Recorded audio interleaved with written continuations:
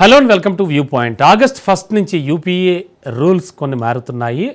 అంటే యూపీఏ చెల్లింపులకు సంబంధించి మనం డిజిటల్ పేమెంట్స్ చేస్తున్నాం కదా, వాటికి సరికొత్త నిబంధనలన్నీ కూడా అమల్లోకి వస్తున్నాయి. యూజర్స్ అందరూ కూడా అందరికీ వర్తించే రూల్స్ ఏమిటో సవివరంగా ఇప్పుడు తెలుసుకుందాం.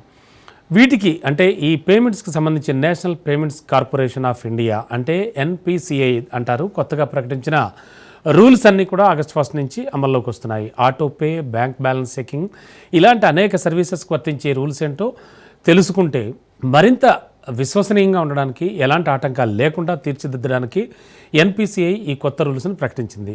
అయితే పేమెంట్స్ అధికంగా జరిగే వేళల్లో ఆటంకాలు కలగొద్దనేది ఈ రూల్స్ వెనుకున్నటువంటి ప్రధాన ఉద్దేశం అంటున్నారు. సరికొత్త రూల్స్ ప్రకారం ఇకపై ఆటోపే చెల్లింపులు నిర్దిష్ట టైమింగ్స్లోనే జరుగుతాయి. మునుపట్ల రోజంతా ఈ డిజిటల్ పేమెంట్లకి ఆస్కారం ఉండదు.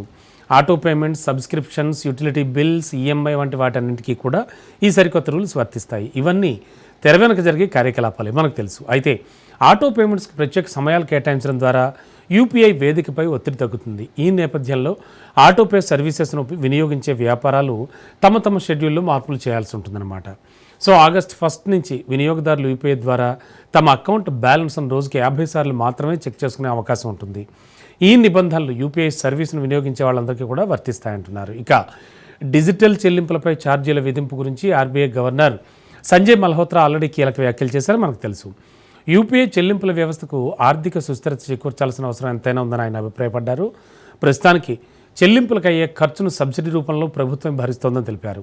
మరి ఈ విధానం ఎక్కువ కాలం నడుస్తుందా అంటే అది నడవలేదని స్పష్టం చేశారు. సో ఏ సర్వీస్ అయినా కూడా సెటిల్డ్గా కొనసాగాలి అంటే కొంత డబ్బు చెల్లించక తప్పదని చెప్పారు. ప్రస్తుతం ఇండియాలో యూపీఐ ఆధారిత చెల్లింపుల సంఖ్య మునుపెన్నడూ చూడని స్థాయికి చేరుకుంది. ఇందుకు కావాల్సిన మౌలిక వసతుల నిర్వహణను బ్యాంకులు కానీ, పేమెంట్ సర్వీస్ ప్రొవైడర్స్ కానీ ఎన్పిసిఐ కూడా భరిస్తున్నాయి. ఫలితం వినియోగదారులు ఫ్రీగానే ఈ సర్వీసెస్ను పొందగలుగుతున్నారు. సో అంటే ఆగస్ట్ 1 నుంచి మనం ఖచ్చితంగా కొన్ని యూపీఐ సర్వీసెస్కి అమౌంట్ అయితే పే చేయాల్సి వస్తుందన్నమాట. అంతేకాకుండా ఖచ్చితంగా ఇన్ ఫ్యూచర్ వాటికి సంబంధించి కూడా కరెక్షన్స్ జరుగుతూ ఉంటాయని చాలా క్లియర్ కట్గా అర్థమవుతోంది.